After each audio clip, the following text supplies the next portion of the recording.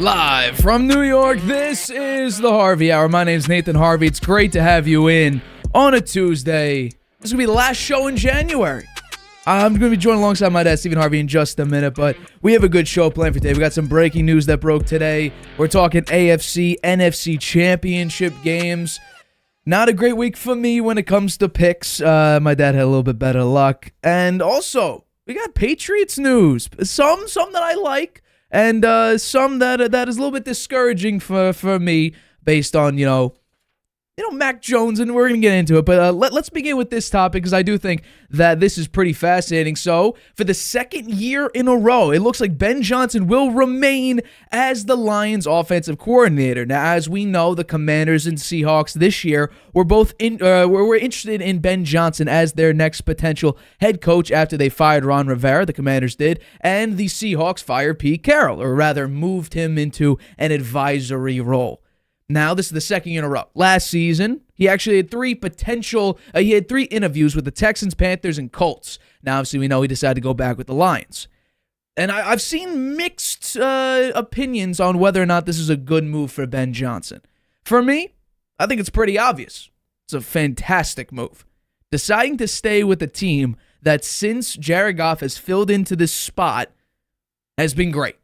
Now, it's been growing pains early on. You can't get the defense right. The defense is abysmal. Last season, you picked it up in the second half, but you still had one of the worst defenses in the NFL. And then this season, the defense isn't as bad. It's still bad, and your offense is still pretty damn good.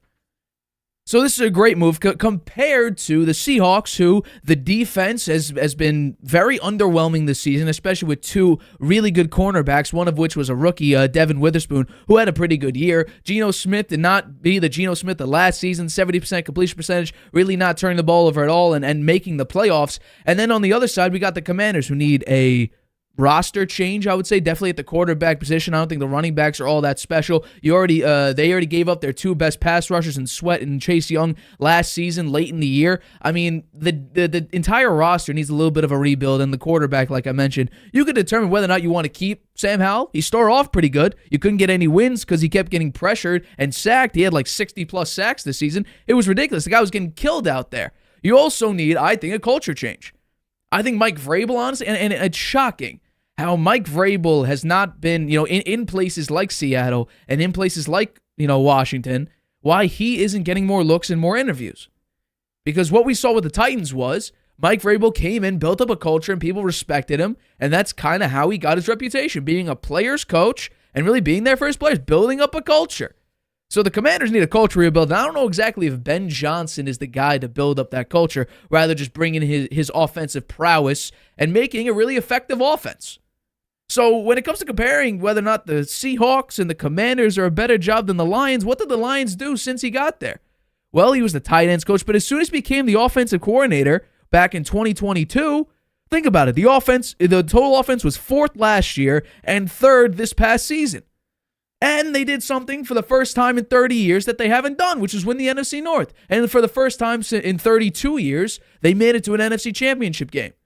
And for about a half, they looked like they would blow out the 49ers. The second half, I don't love the play calling. I don't love the strategy that they brought there, and we're going to get into it later on in the show. But what this offense has been able to do, and another thing is, you don't have a lot of offensive pieces moving. Josh Reynolds is the only receiver who will be a free agent. You have one of your offensive guards. Also, this was his last year of his contract. So you have a couple, but very, very few offensive pieces that will be on the open market in the offseason. The defense, they have a lot of moving pieces there that Dan Campbell and the GM is going to need to figure out.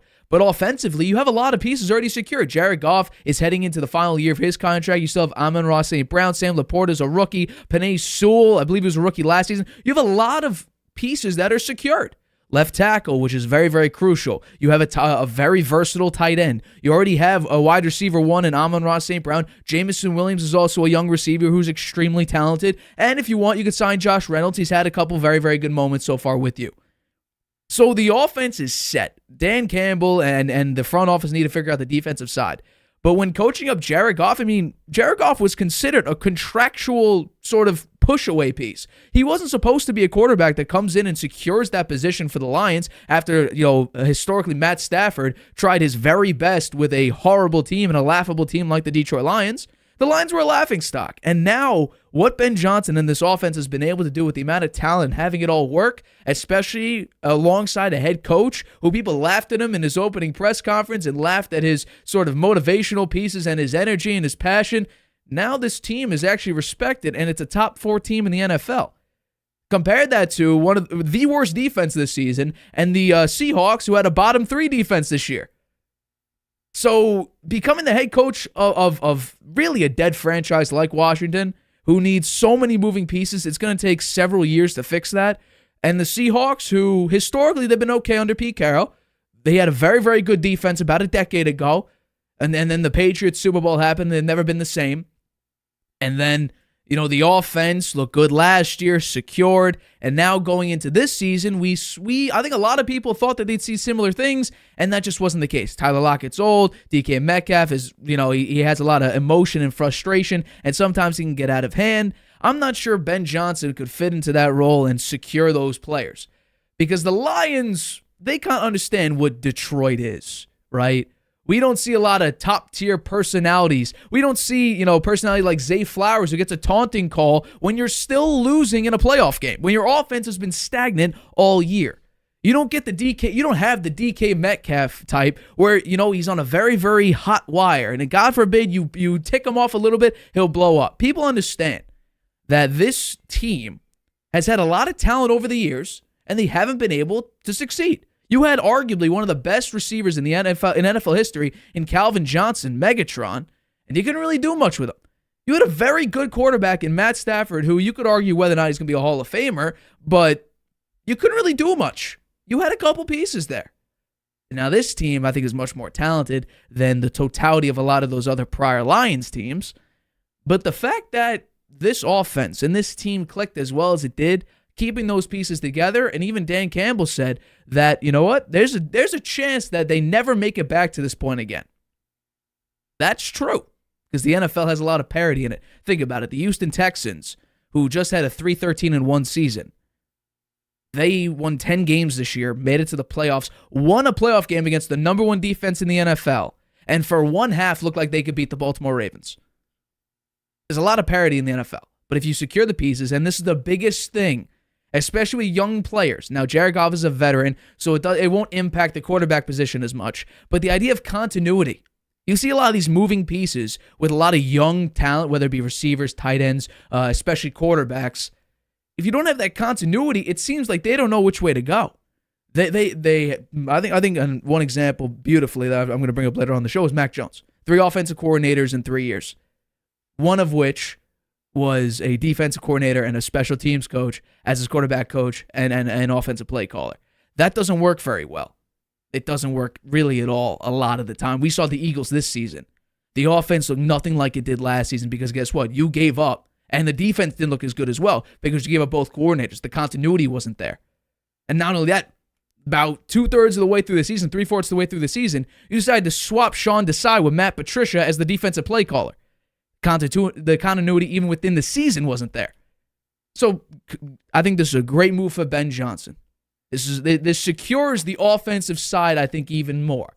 Because if Dan Campbell would need to go out there and try to find an offensive coordinator as like a wide receiver coach for the Buccaneers or one of these other pieces, that I don't think he would replace Ben Johnson as effectively enough, especially because Kellen Moore is now the OC of the Eagles. So the potential best offense coordinator spot, he's on another team. So Ben Johnson coming back, this is big for the Lions. I think it's a smart move for Ben Johnson because guess what? And people are saying, he might not get a head coaching job next year. Why? He's had a top 5 offense the 2 years he's been offensive coordinator for the Lions. Why wouldn't he get another look? To me, it doesn't make any sense. I think he chose the right decision here. The Lions were the best option. It wasn't the Commanders. They needed basically a full rebuild of the culture. They got new ownership, which is big. They have a lot of moving pieces here. There's too many for a young head coach to fix. You bring in a veteran coach, maybe he'll do a better job. I think Mike Vrabel is probably the perfect candidate for the Commanders. And then the Seahawks, who have just been underwhelming on both sides, I think you could look at maybe a Dan Quinn to fix that. and he's probably the likely option to be the head coach of the Seahawks this upcoming season. But, good for Ben Johnson. I think it was the smart move to stick with the Lions, stick with what works, and continue that process, because the fact that he stayed, I think it just increases your odds to go back to the potentially the NFC Championship game. And I think definitely you have another great shot at winning the NFC North again, which hasn't happened, in an extremely long time, let alone back-to-back playoff appearances, back-to-back NFC Championship appearances. And maybe for the first time in history, you had a phenomenal shot this past weekend, but maybe the first time to make it to a Super Bowl. You have a lot of young pieces that are secured, at least for the next season. Why try to change it? You're in a perfect spot. And if you go out, maybe, just throwing it out there, I don't believe this truthfully myself. You go out there and win a Super Bowl. Yeah, I think a lot of teams. Besides, how about next season? Eagles' job might be open. Bills' job might be open. Cowboys' job might be open. There's better jobs out there next season. So right now, Commanders, Seahawks, Lions, compared to next season where it could be Bills, Eagles, Giants maybe, Cowboys. There's better jobs next season than there are this season. So I think Ben Johnson, good job. You made the right choice. Stick with the Lions. Lions get to retain their OC. With that, I bring in my dad, Stephen Harvey. How are you doing today on this Tuesday? Doing very well. Enjoyed the football over the weekend. Got one right, got one wrong. Yeah, I got both wrong. It was rough.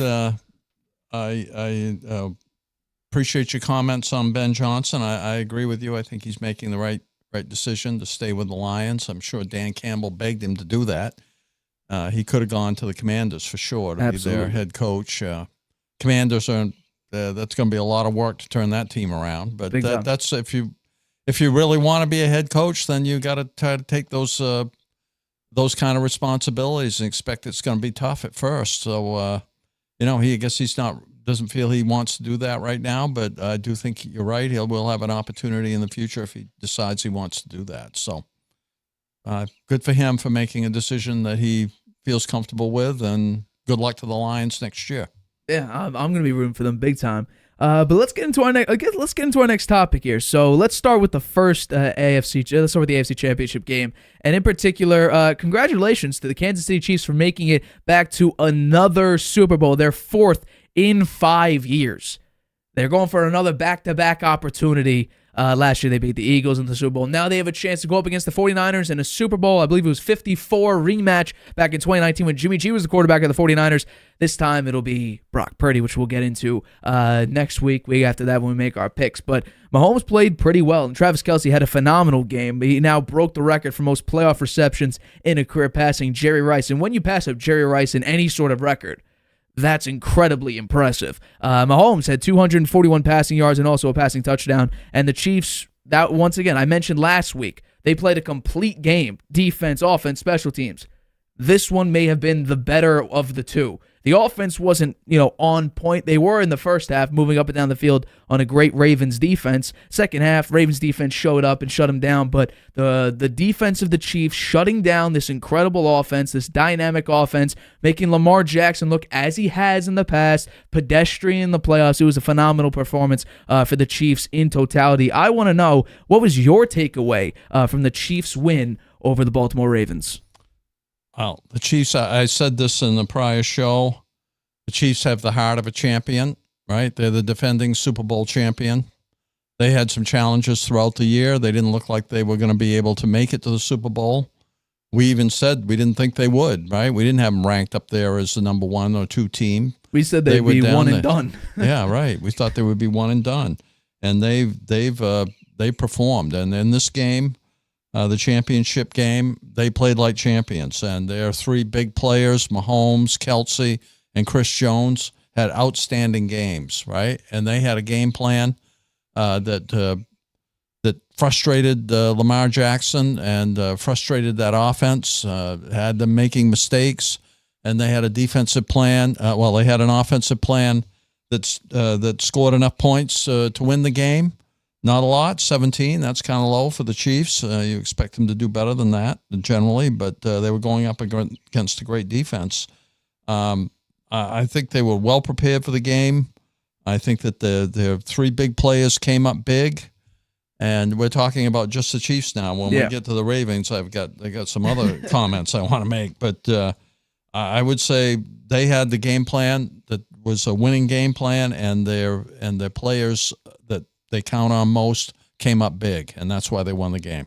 Yeah, no, it was incredibly impressive. That's why I mentioned that it was sort of a really complete game. And for the second time in a row, the Chiefs did a phenomenal job on both sides of the ball. The most important thing I think we have to take a look at this game with on the Chiefs' defensive side, I don't know if exactly how long it will work, but what both teams in the playoffs have done against the Baltimore Ravens, it's blissed the hell out of them. Make Lamar Jackson have quick decisions. Have him try to figure it out pre-snap, figure it out on a fly. And the Chiefs' defense disrupted Lamar so much so that he was sitting in the pocket. He looked like Justin Fields out there, just holding on to the ball, trying to make plays, and he couldn't. So on the defensive side of the ball, it was a phenomenal performance all around. L'Jarius Sneed making big plays. Justin Reed had a couple phenomenal plays. McDuffie also had a couple pass breakups in this one. He played great. And capitalizing on Lamar's faulty play, they had that triple coverage interception that Lamar should have never thrown in his entire career. Travis Kelce, what was he, 6 for... how many receptions did he have in the first half? Was it, what? I want to say 8? 7 or 8. Yeah, no, it was insane. He finished the day 11 catches, 116 yards, and a touchdown. He was great. He, by the way, 11 targets, 11 catches. So they were clicking on a whole different level. And right now, what Travis Kelce reminds me of this season is exactly the 2018 Gronk. Gronk was, banged up, bruised, not as effective as he was in his prime Gronk years throughout the entire regular season. But what do we see in the playoffs? Big third down catches against the Chiefs. We saw him in the Super Bowl have that beautiful long completion all the way down to like the 1 or 2 yard line in the Super Bowl, making the big plays when it matters. And we've seen that from Travis Kelce in the playoffs so far. We've seen him come up big, right? He was hobbling, wobbling. He didn't have a touchdown since, I believe, what was it, week 11, they said, before the previous week's game against the Buffalo Bills. Now all of a sudden he's catching touchdowns, catching a bunch of passes, making big-time plays. Isaiah Pacheco, I got to give credit. The yards per attempt were not great. It was 2.8. He had 24 carries, 68 yards. He did have a touchdown, though. But it's the way he was being used, the third and shorts, second and shorts, getting the first downs. He was a crucial part of this game. And then Mahomes, we already know, the back-breaking scrambles he had. His legs got taken out from under him, still making a completion to Travis Kelce over the side. 4th down completions early in the game. Crucial third downs thrown to Travis Kelce. Mahomes had an effective game. Like I said, I thought the game needed to be on Mahomes' shoulders, and in the first half, that's exactly what was happening. He completed, his first 9 or 10 passes in a row, most of them to Travis Kelce. So exactly in the first half, what I said the Chiefs should do, they weren't gaudy numbers. I thought 350 yards and a couple touchdowns, but it was more of the effectiveness. It wasn't trying to make the big play. And since Tyreek Hill left, the Chiefs haven't been able to make those 75-yard touchdown plays, but they've just been able to pick you to pieces, and that's exactly what Brady and the Patriots used to do, was just pick you to pieces, go dink and dunk, first down, 5-yard gain, 6-yard gain, 3-yard gain, just keep the ball moving, keep the chains moving,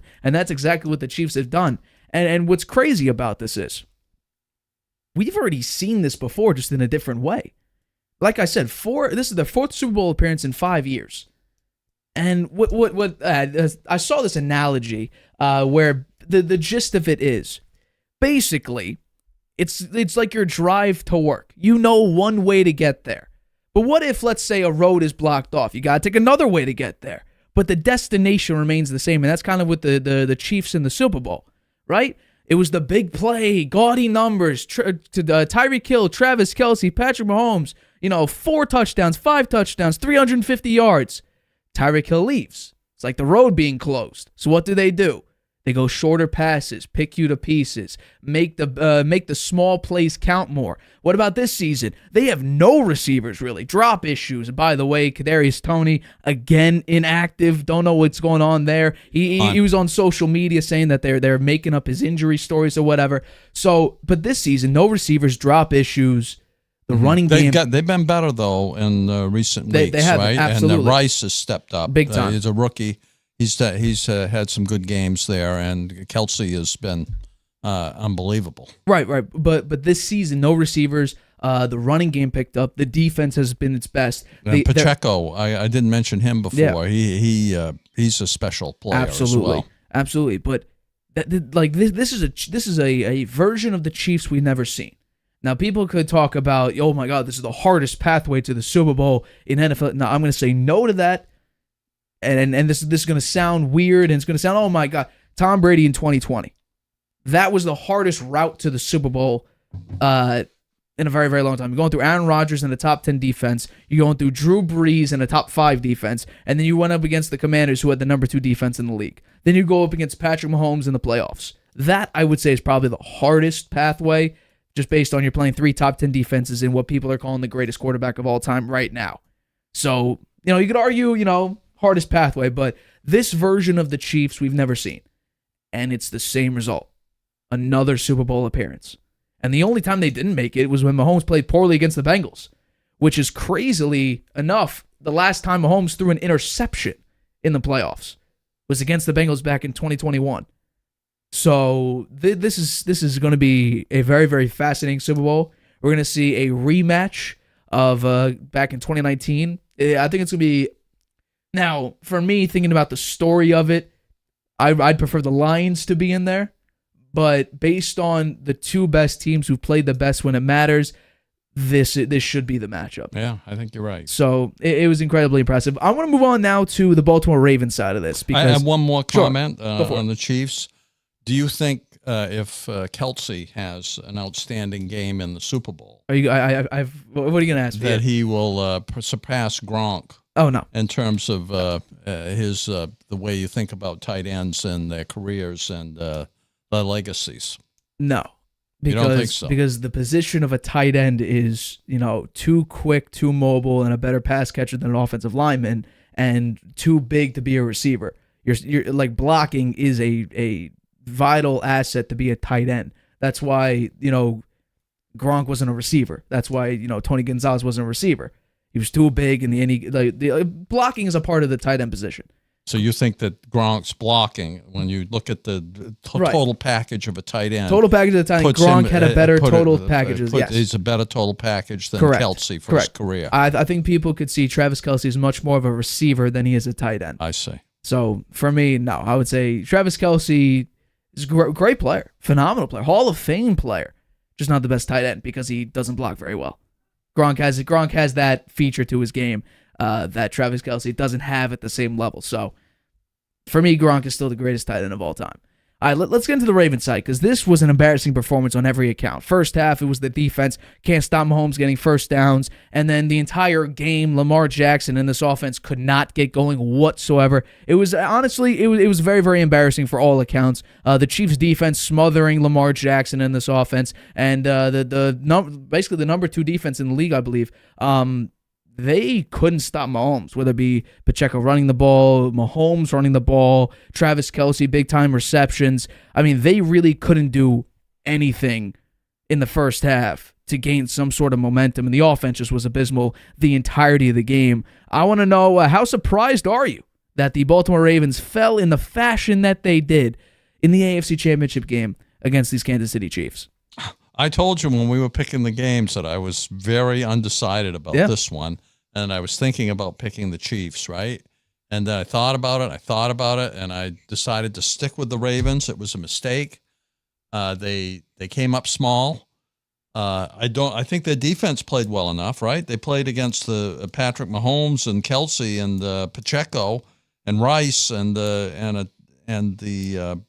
Chiefs offense, which is a formidable one, and they only gave up 17 points. That should have been good enough for them to win the game. They only scored 10 points, right? And they made a huge number of mistakes. The Zay Flowers fumbling the ball and a touchback, right? And that's a rookie mistake, right? It is. And why he was the one that was catching that ball instead of Odell Beckham, who was missing in action for most of the game. He only really came in late in the third quarter and the fourth quarter to play. I don't know. Was he hurt or something? I don't know. They just couldn't get open. They didn't have him in the game hardly at all, and he's a special piece there, and particularly in a game like this. So I had some issues with the Ravens' offensive scheme, and Lamar coming up small, man. The question comes back now. Is he really the player in the big game, right? Because he did win the playoff game last week, It wasn't against the the greatest competition, right? You're playing against the Texans, who were surprised to be there to begin with, and beating them. That was expected. But we expected them to beat the Chiefs, and the Chiefs had the heart of a champion, and they managed to win that game. And I will say also on I thought the defense, they really they came up strong. The one thing that they didn't do, which is one thing Bill Belichick always says, take away the other team's best piece. Right. They didn't take away Travis Kelce. And a lot of teams throughout the season were able to do that, right? You didn't see Kelce getting 7, 8, 9, 10, 11 catches in games during the season because the teams knew that the wide receiver core was weak, so they doubled up on Kelce and didn't let him get into the game. That didn't happen in this game. Kelce was catching balls all over the place, and I don't understand that. I mean, that would have been the scheme I would have gone after. They weren't able to stop the run the way I expected they would, and Mahomes, he's going to make some plays, and he's going to have a decent game. But the fact that they weren't able to bottle up Kelce was very surprising to me. And on offense, all the mistakes they made and how frustrated they seemed out there, with the Chiefs having a very good scheme against them and Chris Jones having a great game. That's my take on the game.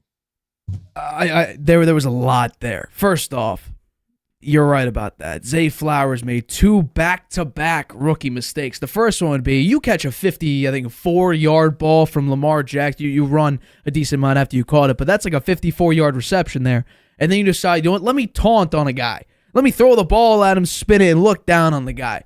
You're still losing by, 14 points at that point.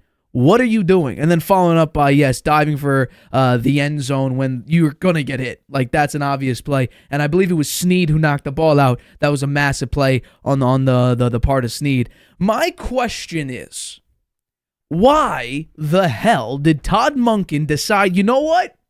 Let me start Justice Hill over Gus Edwards.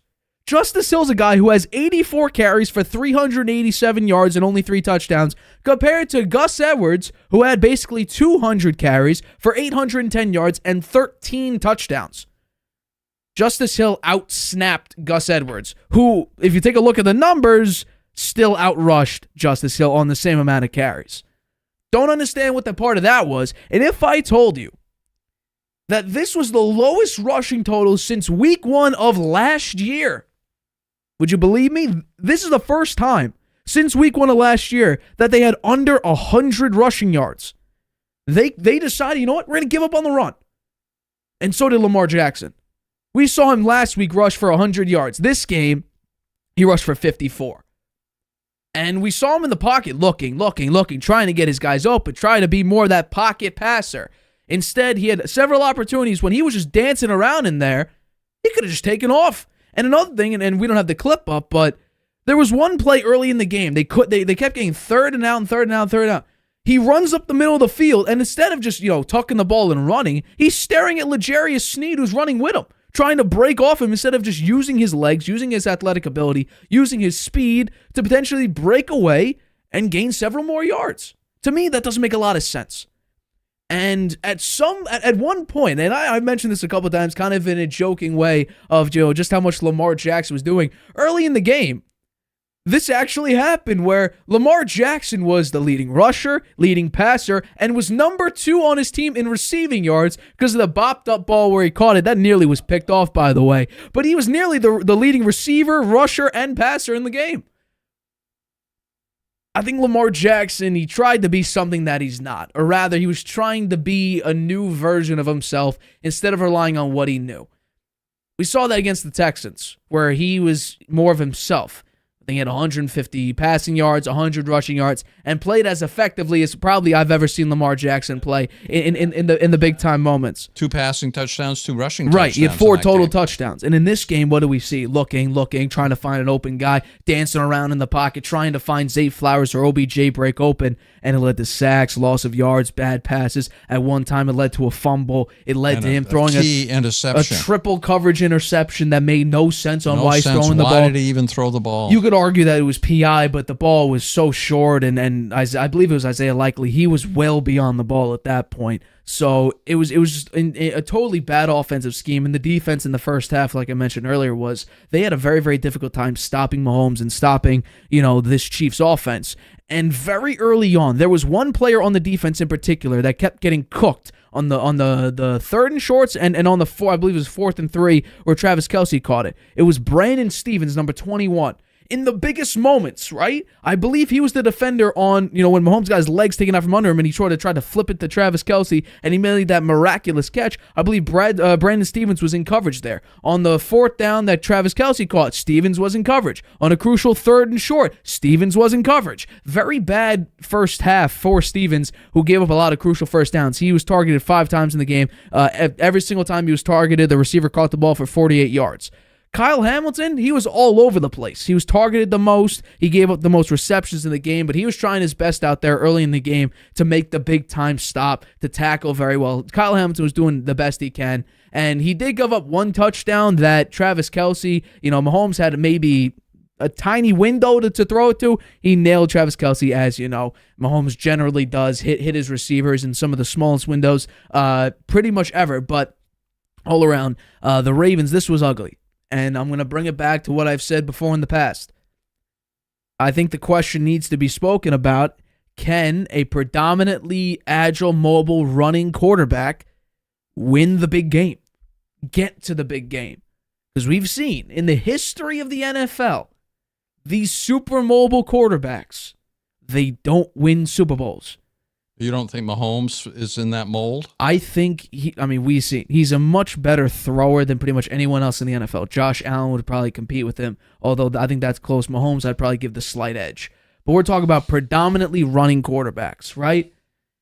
Michael Vick, Cam Newton, Lamar Jackson, even Randall Cunningham. They don't win Super Bowls. Now, Cam Newton got the closest. Yeah, he did get the He Super was 15-1, and then look what happened. The Broncos defense suffocated him. Couldn't do anything. Had a very, very difficult time in that game. I just think, I'm not saying that it's a never. Lamar Jackson definitely has the best chance at winning a Super Bowl based on his physical attributes. He's a better runner than Cam Newton. I would say better passer. This season, it looked pretty damn good. But winning the big game, I think we need to put into question, there's a chance Lamar Jackson will never win a Super Bowl. There is a chance. I'm not saying I don't think it's that big, just because I think with the Ravens have been building their roster with the amount of pieces they brought in. I think there is a chance he could win. But I kind of agree with you. OBJ where was he? Where was he? He played about 2/3 of the snaps, but he was ineffective the entire game. First half, I don't think he was targeted a single time. He was smothered, couldn't get anything going. He had a couple decent catches in the game, but overall, I didn't even see him in there in the first half. Much. You really didn't see him at all.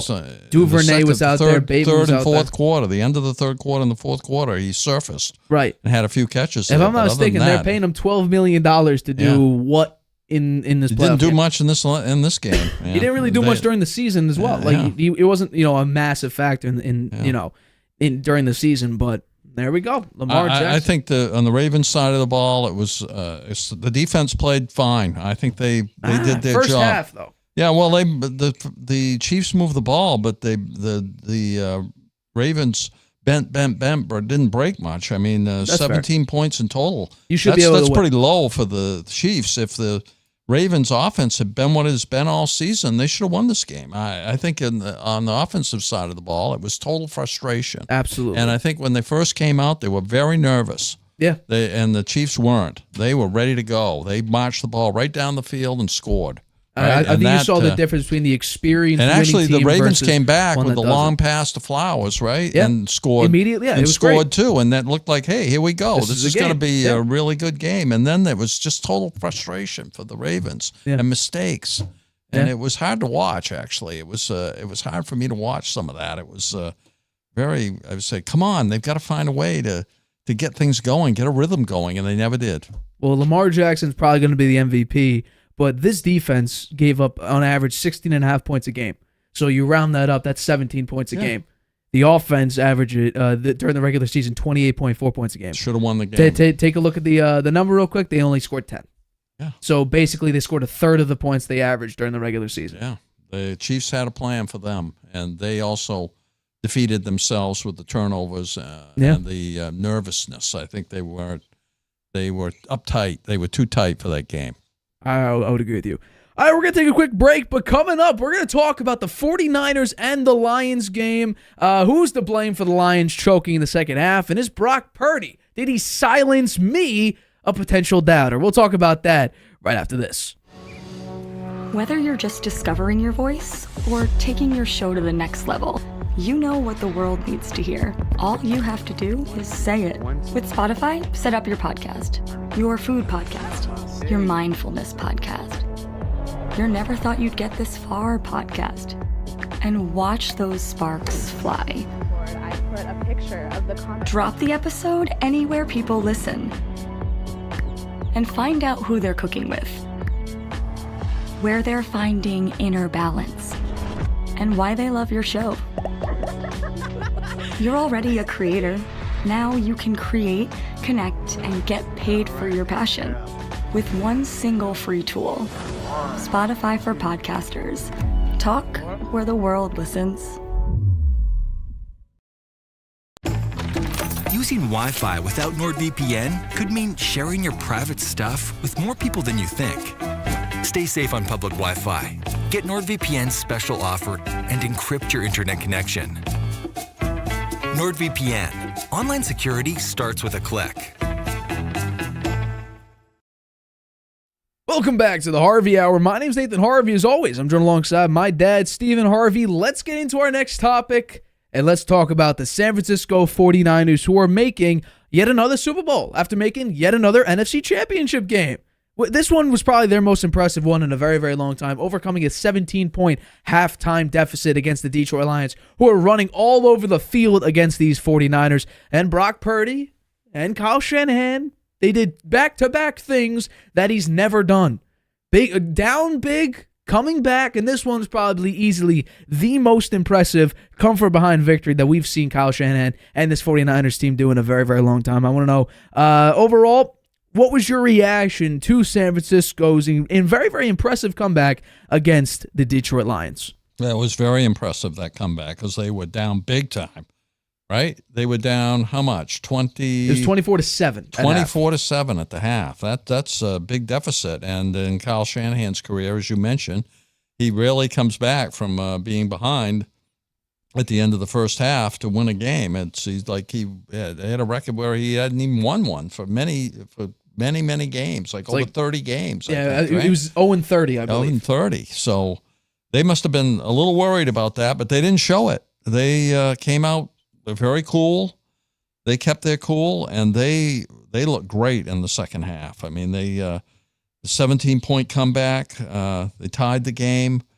Then they managed to score another touchdown, and they got up by 10.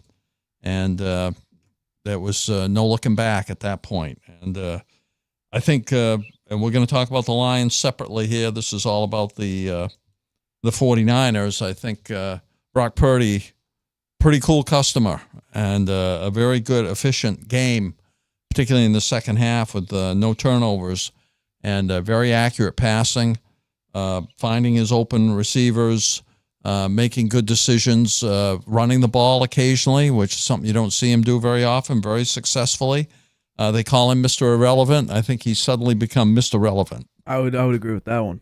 So, for me, I was incredibly disappointed in the 49ers to start that first half because a great run defense, which they're third in the league in stopping the run, the Lions ran all over them. I mean, Jared Goff, I believe, was, if I'm not mistaken, 5 of 7 on third down in the first half. The Lions were doing whatever they wanted to with the 49ers. Brock Purdy had a horrible interception. Another one of those where you don't even need to move to catch his interception. It looked like the perfect recipe for a Lions blowout, or at least just a Lions victory. And that wasn't the case. That wasn't the case at all. In the second half of this NFC Championship game, Brock Purdy went 13 of 16, 174 yards, 1 touchdown, a pass rating of 132.8. But to me, that wasn't the most impressive part of the game. It was those, like Mahomesian back-breaking scrambles that the Lions weren't ready for that killed them over and over and over again. One of which, Deebo Samuel said if he just seals the block and Brock Purdy doesn't run into him, there's a chance Brock Purdy scores. And then maybe, who knows? But for me at least, I've been saying, it's the talent around him, Deebo Samuel, Brandon Ayuk, and I still think that's the case because in the first half, Christian McCaffrey was accounting for a significant portion of their yards, running the football, catching a couple passes. And in the second half, I'm going to be honest here, the 49ers got extremely lucky. Now, Purdy played well. But if you take away about 50 of those yards because we have another insane play where it bounces off, I believe the cornerback's name is Vildor, bounce off his helmet, and Brandon Ayuk is right there to just, let's catch it. That's like a 50-yard gain. And also you have literally the cardinal sin of quarterbacks throwing across the field, across your body, and Brandon Ayuk goes up there and OBJs it, one hand catches it and reels it in. Got a little bit lucky there. And his playmakers were the ones to make the big-time play. That being said, the yards still count. The plays still matter. So I'll give Brock Purdy his flowers when it comes to making the back-breaking plays like running the football. But they did get very, very lucky. Yeah, well, I think their big players also came up and had good games, right? George Kittle had a good game. He had a good game. Deebo Samuels had a decent game. Brock Purdy, I thought, had a very good game. CMC had a very nice game. So their big pieces, they came to play and they played well. They didn't make mistakes. That is true. That is very, very true. I still think, and it's crazy because I've picked against Mahomes a large part of the season. I've picked the 49ers in a couple of games, but I picked them to lose, for instance, against the Ravens. I picked them to lose against the Packers, and I picked them to lose against the Detroit Lions. I don't think if the 49ers continue to play like the way they have during these playoffs, the Chiefs are going to steamroll them because the 49ers have consistently come up very, very small and short in the first half. Mahomes, I believe, will capitalize on that. And that's why I think if Purdy has an interception in the first half, or if this defense can't stop Pacheco or Travis Kelce making the big play, I think Mahomes is going to start piling up points. It's going to look a lot like the Ravens game, I think, except with a little bit more offense. Because I just think that, this defense can definitely get got, especially in the first half. Because what we saw with the Lions was they ran all over them. Now you have Isaiah Pacheco in the backfield, who's incredibly impressive. You also have, I don't know if Kadarius Toney's going to be active for this game. Who the hell knows? You put him in the backfield. He can't drop a pass. He might be able to fumble it, but you hand it off to him, and he can do that jet sweep action. You host of Sky. I bet he won't be active. And there's a chance he won't be active. But I think CMC had another great performance. He had he had 42 yards receiving and 90 yards rushing, and also 2 touchdowns on the ground. That's big. And what I'm saying is, this is just, I think, straight facts. If CMC repeats the performance that he had in the NFC Championship game in the Super Bowl, I think he should win Super Bowl MVP because he had half of he basically had half of Purdy's yards when it comes to about 130 to 267. He had more touchdowns. He had no mistakes. However, Purdy did make some of the big time plays.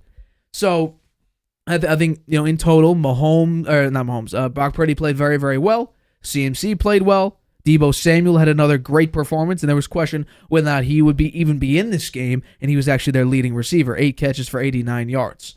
So, congratulations to the San Francisco 49ers. It was a deserved win with how you played. It was very, very impressive, the 17-point comeback. And you know what? Now you're in another Super Bowl in a rematch against the Kansas City Chiefs. Now let's talk about this one, the Detroit Lions. They fell apart in a very Lions-esque way that we've seen them do in the past, where it's like, okay, the Lions are going to find a way to lose. And they found a way to lose.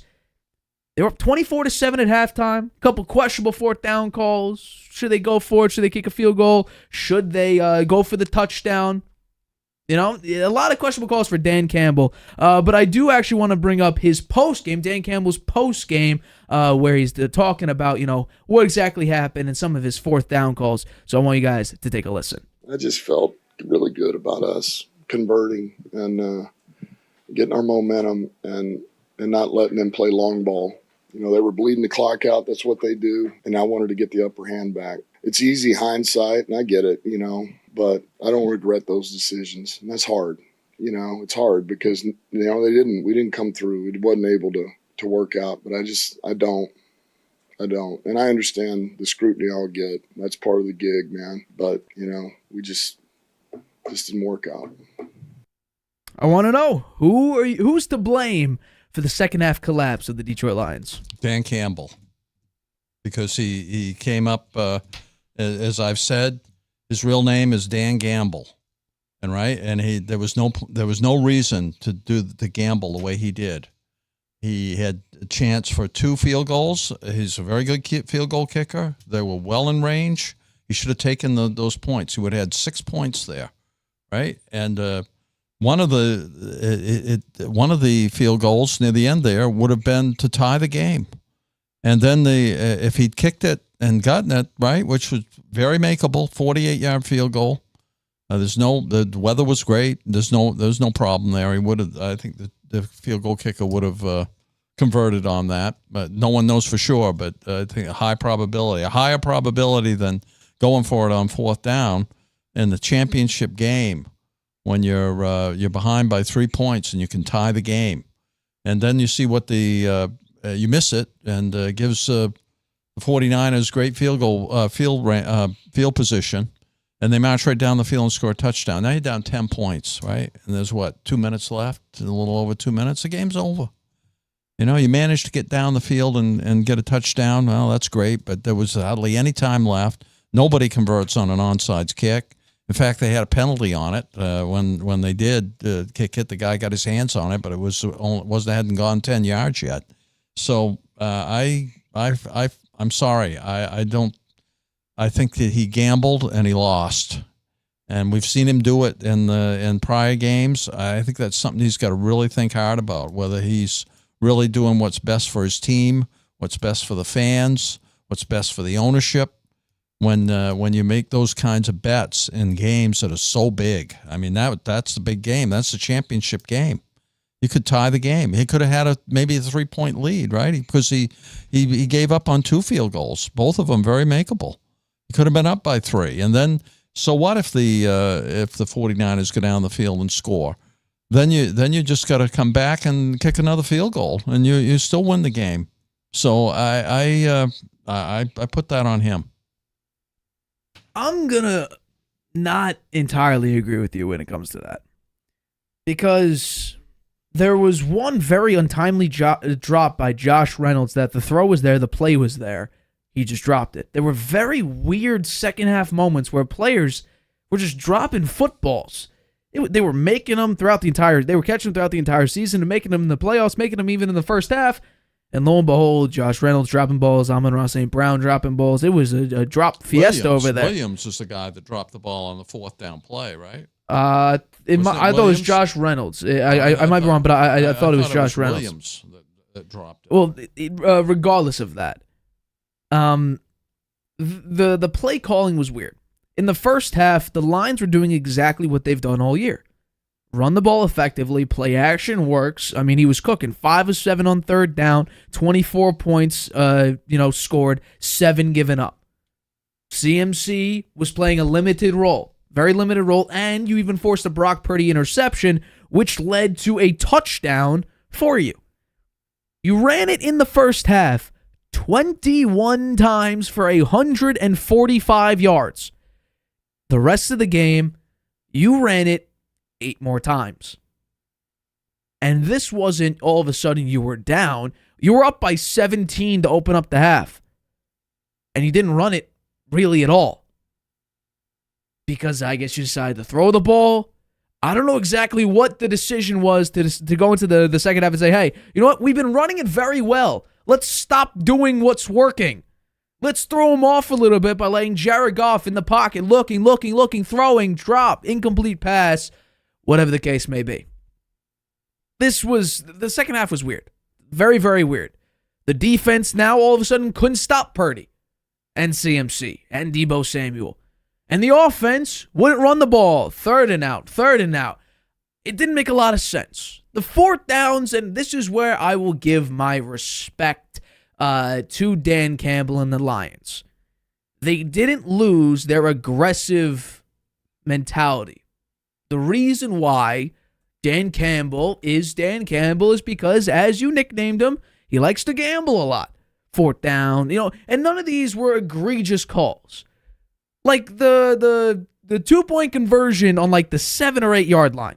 That's an egregious call to go for it. Now, you got lucky with a penalty and you had an opportunity to win the game. Dallas game. Right, in the Dallas game. That's an egregious call where you decide to go for it for 2 on the 7 yard line. That I don't agree with. I don't either. But to go for it on 4th and 2, 4th and 3, and the throws were there. The plays were there. The only one that I don't understand what the hell the play calling was I believe on the second 4th down they decided to go to, where instead of either running the ball or keeping it short, they decide to have Jared Goff roll out to the right and throw it deep. I don't understand that personally. And then the ball was to Amon-Ra St. Brown on that 4th down, and that was the second to last drive for the Detroit Lions. But I think, honestly, where this game was officially lost was on the 3rd and goal, where they decided to run the ball and call a timeout. Because the onside kicks, they don't work in the NFL. They don't. After that, they made some kicking changes on the lineups and everything. They don't work anymore. You're better off kicking it out of the back of the end zone with 3 timeouts than you are with 2 timeouts, and you need the onside kick.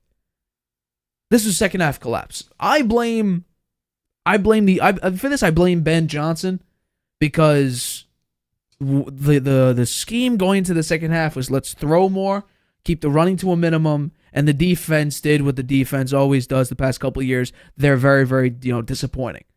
27th against the pass this year. I think they were 31st or 32nd last year against the pass. They've been a bad defense the past 2 years.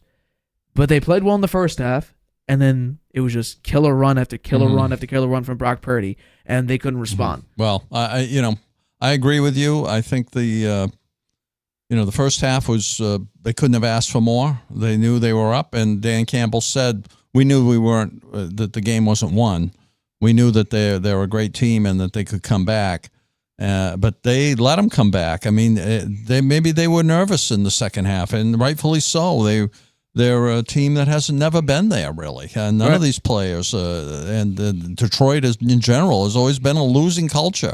And congratulations to Dan Campbell for changing that and getting these guys fired up and motivated, and putting some good players out there on the field, and having some good schemes, having a great offensive coordinator, and the defense has improved some under Aaron Glenn, but they didn't have the right scheme in the second half. They should have known.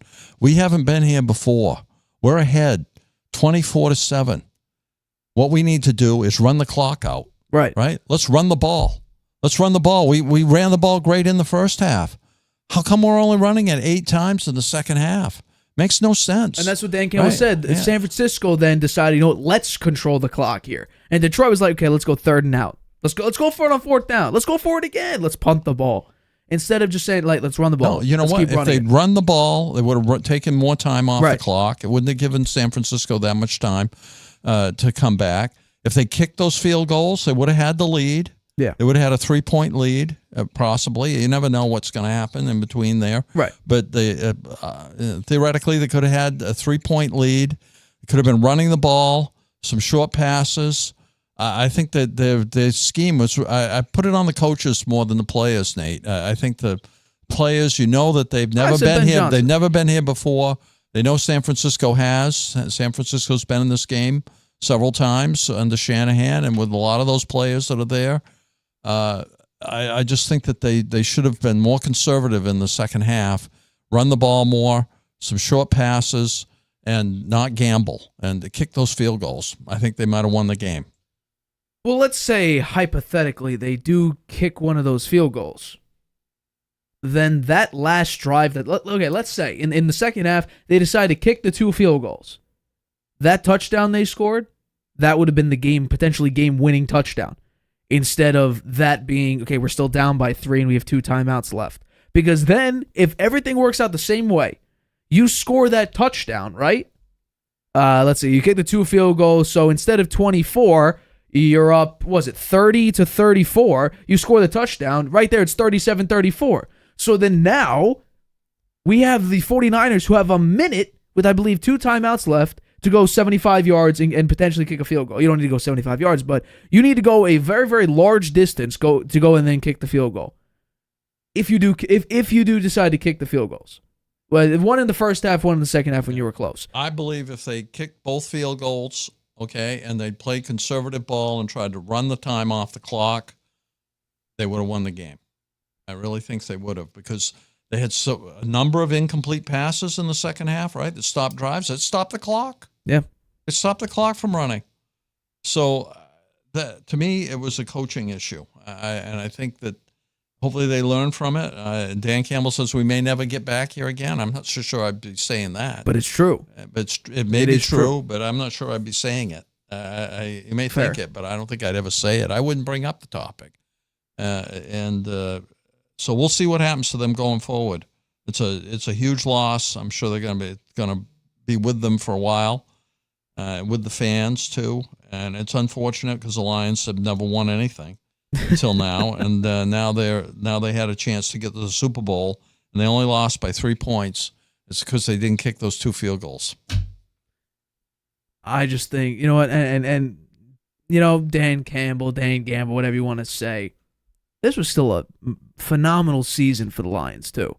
And I think people could look at this and say, "Oh, bad play calling, bad play all around." I agree. It was a phenomenal season. It was a phenomenal season. But if they'd been up 37-34, let's say, there would have been very little time left for the 49ers. A minute maybe. Yeah. So worst case, they might go to overtime, right? The 49ers kick a field goal and it's tied.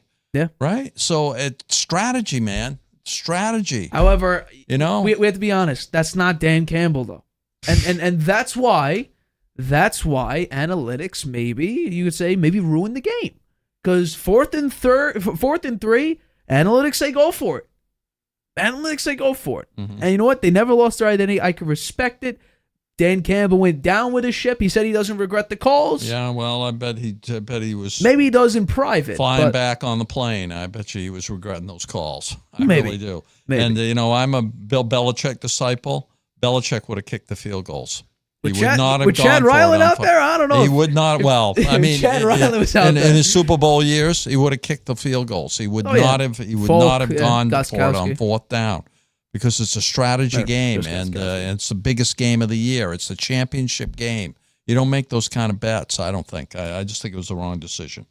Well, there we go. Let's get into our final topic. So we have one article that was written and one report. Basically, the article discusses about the downfall of Mac Jones and what went wrong with the relationship between Mac Jones and Bill Belichick, and how after Week 12, Belichick didn't even speak to Mac Jones anymore. And then there was a report the same day, which was yesterday, about how because now Gerard Mayo is the head coach of the Patriots, that Mac Jones, the door isn't shut for him returning as the quarterback for the New England Patriots. Now, the Patriots have the 3rd pick in the draft this season, with potentially, I don't know if Caleb Williams may be out there, but definitely Drake May and Jaden Daniels are going to be available at that number 3 spot, potentially, depending on how everything works out. But the Patriots are in prime position to potentially get one of the top quarterbacks in this draft. However, this report's interesting. I want to know, what do you think the future looks like for Mac Jones and the New England Patriots? Oh, I think he'll be with them next year, actually. I do, because Belichick's gone. Gerard Mayo's the new guy. It's an opportunity for a fresh start for Mac Jones, who had a good first season, right? But he's got a lot of baggage, man. He comes across as a prima donna. He's a crybaby.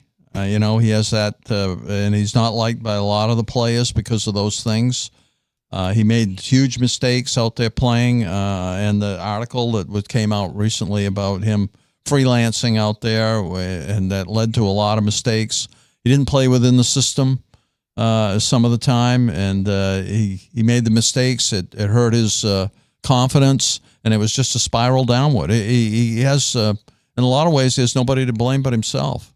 I don't know about that. Yeah. I'm actually going to completely disagree with that, because we all know Mac Jones, we talk about athleticism and overall talent. He's now one of the top quarterbacks in the league when it comes to his mobility or his athleticism. People argue his arm strength. I saw him, Raiders, he threw a 50-yard pass that got dropped. So, saying that a guy just can't throw the ball and he throws ducks or whatever, that's just false. This season, it was a little bit different because as the article talks about, he's trying to do more than he needed to or really had to. He tried to make up for the lack of talent surrounding him. But the problem is that lack of talent. Now, I don't have all the draft picks in front of me of the surrounding cast that Belichick miraculously drafted and pinpointed and grinded the all-22 in college of who he was picking, but you probably don't remember half the names or 75% of the names on there. Tyquan Thornton, Demario Douglas, Kayshon Boutte, maybe the only three that you can remember. For me, it's a little bit different. Malcolm Mitchell, Braxton Berrios was even on there, but no single receiver since 2010 that Belichick drafted has had a 1,000-yard season, an All-Pro, or I believe even a Pro Bowl.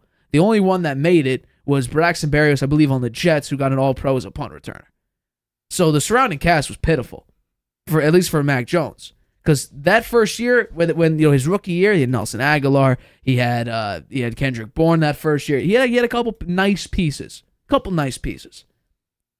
Henry, Jonnu Smith, who made a couple nice plays. You had Ramondre Stevenson being very, very good, at least in last season. But and the article talks about it, and I could completely agree with it.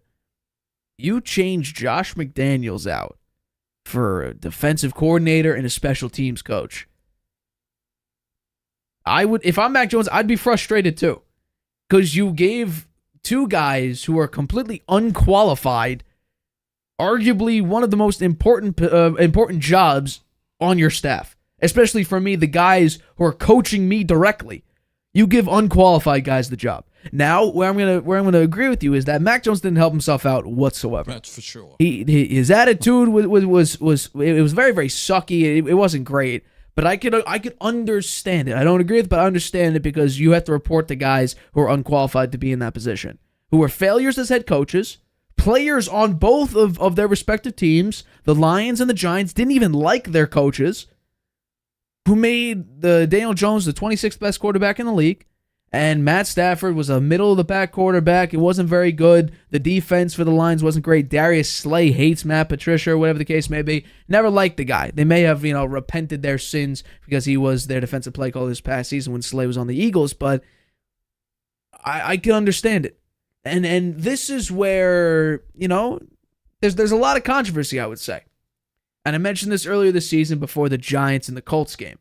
By the way, the Giants game was, that was that Week 12 game, and basically what the article said was that's the last time Mac Jones and Belichick really spoke to each other. I mentioned several times on the show, get Mac Jones a true wide receiver one. There's one out there, Marvin Harrison, and I would say give him a couple weeks. The problem is, the quarterbacks that I thought would be available in the second round, they've moved up in the draft to potentially being, we may see 4 or 5. Bo Nix is one of them. Michael Penix is definitely one of them as well. We're seeing guys, there could be 5 or 6 quarterbacks taken in the first round, potentially. And that creates a little bit of a conflict because you may have to go with maybe a lesser quarterback than you would if, Mac Jones looked a little bit better. Now, Marvin Harrison to the Patriots doesn't seem as enticing because you can't get a pretty decent quarterback in round 2. You can't get one of the top quarterbacks in round 2, maybe. So now here's where the Patriots are a little bit at a split end. And then Gerard Mayo, I got to give him credit. Open tryout, basically. We're not going to get rid of you instantly. Now, if Belichick was still the head coach, he would have been gone probably right after the season ended. That's what my guess would be. As soon as Robert Kraft said, hey, all you got to do is just be a little bit more cooperative with the team. And Belichick said, sure, you're the head coach again. Mac Jones would have been gone in 5 minutes. But, I don't love this for a couple of reasons. The first one would be, and I mentioned this before, every Patriots game, no matter where they are, is a road game. Fans are chanting Zappy. Coaches apparently don't believe in him anymore. I would say a decent amount of players don't love him. So everywhere he goes is a road playoff game. But I just feel like he got slighted based on the people around him, the talent around him, or the lack thereof. And so, for me, I was a Mac Jones defender. I was hoping he could revitalize his career. And for the first couple games, we did see an okay Mac Jones. Yeah. It's something where you'd be like, okay, bad second year, the third year's interesting. Offensive line was nowhere near good enough.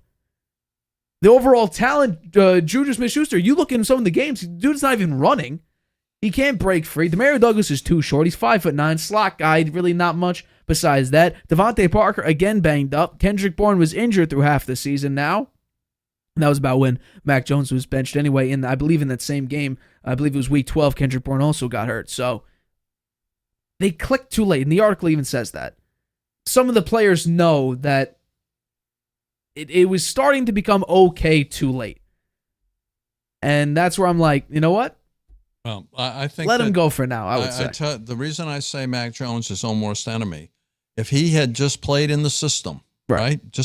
I'm an employee, right? The coaches are my bosses. Okay, I'm going to play in the system. If the system stinks and the talent around me sucks, well, you know what? I'm going to take one for the team here. I'm going to stay within the system, do what I'm told.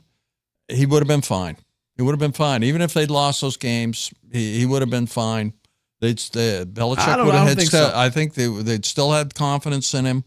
They would have said, you know what, this is on us, and everyone would have said, you know, it's on the coaching. It's on the coaching and the talent around him. It's not him. But instead, he went out and freelanced, made a lot of mistakes, called out the coaches in public on the field. Okay, got into Belichick's doghouse, couldn't get out, and played terribly. And that's where he's at. So I think that maybe it's good that they try to give him one more chance. I think they will draft a quarterback with a number 3, and they'll see, you know, who plays the best, and we'll see who's going to be the starter. It'll be Zappy, Mac Jones, and probably. Who's the LSU quarterback? That would be Jaden Daniels. Jaden Daniels as a Heisman Trophy winner, right? Coming in there, so it'll be interesting to watch. And it will, and with a brand new coach Mayo, right? They're still looking for an OC as well. They're still looking for an OC. If Mac Jones remains, this would be his 4th offensive coordinator in 4 years. Yeah, well, continuity. As again, if you're going to play in the NFL, you gotta weather those. Issues, you got to just do your job, and you should be fine. And I think if he'd done that along the way, he'd be in a lot better spot than he is today. Well, I think I'm torn. This is my problem. I'm torn because I would love to see Mac Jones go out there, throw for 4,500 yards, 35 touchdowns, make a playoff game, win a playoff game, and be the next Patriots franchise quarterback. But I also am fully aware of the fact that the talent isn't good enough for a lot of young quarterbacks. The scheme that they've had the past couple of seasons hasn't been very good. And like you and I agree with you, Mac Jones hasn't helped himself whatsoever. The part where I'm going to disagree with you with what you said was, if the coaches drew up a horrible scheme and Mac Jones failed within the system, he would still get bashed maybe as much as he is right now because he's the quarterback. It falls all on his shoulders. Meanwhile, we've seen several times against the Ravens, Aguilar has a drop late. Ramondre Stevenson against the Bengals has a drop. The defense falls apart against the Cowboys in overtime when Mac Jones had a great game. The Vikings, special teams and defense couldn't stop Kirk Cousins and the Vikings on, I believe, it might have been Sunday Night Football, I believe. And this season, what do we see? Eagles, Kayshon Boutte can't keep his feet in bounds. The Dolphins, offensive line troubles again. And also, Gesicki couldn't get the first down. We've seen a couple of times this season. In the Raiders game, the drop that Devontae Parker had on maybe the greatest Mac Jones throw we've ever seen. It was a 50-yard bomb. Beautiful throw. Right on his hands. It was beautiful. It was one of the best throws I've ever seen Mac Jones throw. And then we have the Bills game that week. Right after that week, they were 1-5. And Mac Jones puts on maybe the greatest performance we've ever seen from him. When it just talks about the circumstances there, how they've been playing early in the year, the offensive line stepped up. There were a couple throws just based on how the season goes, and I watched the game recently, and I still get the anxiety every time I see a defender running at Mac Jones. I'm going to be like, okay, this is going to be a fumble or a pick. Because in my mind, that's now how I think of him. Because what I saw this season was just bad play all around. But he made some great throws. One to, I believe it was Demario Douglas over the middle on a 3rd and 8, I want to say. It was under pressure, great throw. And also, I'll mention this. We talk about just unfortunate plays. Perfect throw, right read to Juju Smith-Schuster against the Washington Commanders. props it up right into the defender's arms for an interception. That's not on Mac Jones. But then you could say the Colts game in Germany, horrible idea. Back throw, way too close to the defender, falls right into his arms. Now it comes out that he was injured in that game and had a stinger. So be it. He should have told the coaches and should have sat out until his numbness in his arm went away. Right. He's hurting the team by doing that. That's not what he's supposed to be doing. He's supposed to be thinking about how can we win this game. I'm hurt. I gotta tell the coaches and they'll make the right decision. It's not his decision to make. Right, and then, I hate bringing this one up, but against the Giants, you had maybe the ugliest throw I've ever seen in NFL history, where he's running, I believe, to his left, and all of a sudden he doesn't even see the guy in front of, I forgot who he was even targeting, but it got nearly picked sixth. That was maybe the worst throw I've ever seen Mac Jones throw.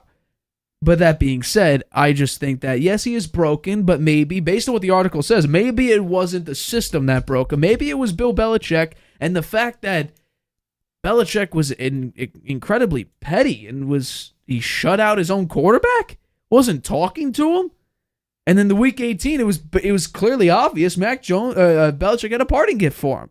You're going to be our third quarterback behind Nathan O'Rourke, I believe his name is. Yeah, well, that wasn't right. He shouldn't have done that. I think that was, they should have leveled with him and talked to him about it. It's not fair to treat somebody like that, but that's what happens. So.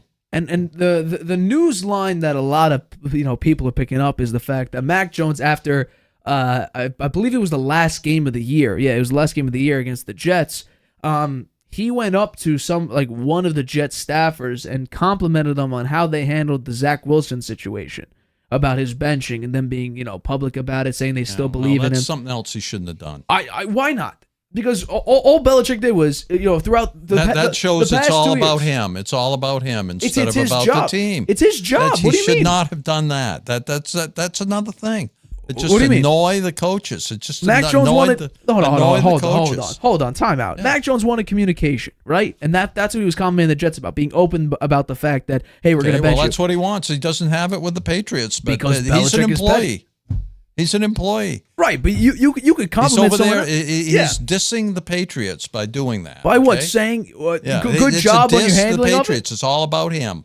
And that's what the Patriots didn't like, and that's what Belichick didn't like. And that's why he got treated the way he got treated at the end. Well, here's my problem with that. The fact that no one is telling what would have been the franchise quarterback his status until 90 minutes before the game. By the way, you're our emergency quarterback 3. I have a problem with that. The fact that Belichick for the past 2 years gets on a podium and says, I believe in all of our players. We're going to go in, we're going to play, we're going to practice well and see who comes out on top. No, you draft this guy at pick 15 2 years ago. What do you mean? What are you talking? You have a fourth-round guy. You know what? He had plenty of chances throughout the year. Most people are saying he should have been benched sooner. If he'd been benched sooner, Zappi played better than he did. No, he didn't. Yes, he did. No, he did not. Yes, he did. No, he didn't. He had fewer yards. He had fewer yards per game. He had, honestly, I'm going to bring up his numbers right now. He had more wins. They each had what? Or no? Yeah, but Zappi had 2 wins. So did Mac Jones. Okay, but how many games did Mac Jones play? He played, I think, 11. He played 11. How many did Zappi play? This season he started 6. 6. Okay, 6 games. He was 2-4. He was 2-4. Okay, and Mac Jones was 2-7. Yeah. So okay. So Zappi played better. Well, if you talk about wins and losses, how did they win and lose? Though? That's what it counts. That's what counts, Nate. The wins and the losses. You're looking at wins and losses. I'm talking wins about context. And losses what count. Bailey Zappi, 6 touchdowns, 9 interceptions. Mac Jones, 10 touchdowns, 12 picks. So you break down the ratio. Mac Jones is a little bit better. A little bit better. I don't know. I mean, what? They both were terrible. Common denominator. No, they were both abysmal. Both bad. No, they were both bad. But you divide by 2, what is that? 5 and 6 compared to divide by 3, that's 2 and 3. Yeah, Mac Jones better. Mac Jones is better. And Mac Jones went 2 and 9, by the way, this season. It was bad, all around, just bad. But and here's the real kicker. What quarterback would excel in this situation? This current Patriot offense. What quarterback would excel? if you really can't name any quarterback, then you can't say, oh, Mac Jones, complete bum. Name me one quarterback that would take this team to 12 wins and win playoff games. Maybe Lamar Jackson. I don't think Lamar. The offensive line isn't good enough. A mobile quarterback might have been able to do better. Right? I don't think so. They would have been running around back there. A receiver might break open, and they would throw the ball to him. But it's definitely these immobile quarterbacks in that offense. Were going nowhere, right? Because the offensive line was a sieve.